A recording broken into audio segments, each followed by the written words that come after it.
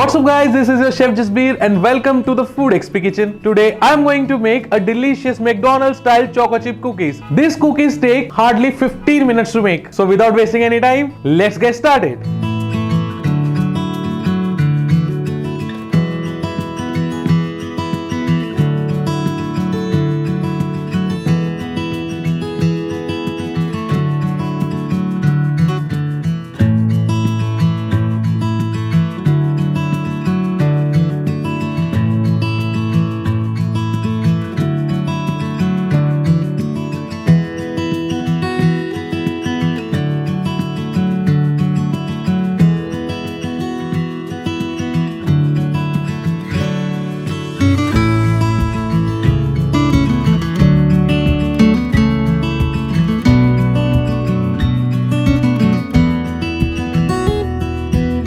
So our McDonald's style choco chip cookies are ready to enjoy. Try this recipe at your home and let me know in the comment section below. That's all for today guys. If you like this video, give it a thumbs up, subscribe to our channel and hit the bell icon for more updates. We'll see you in the next video.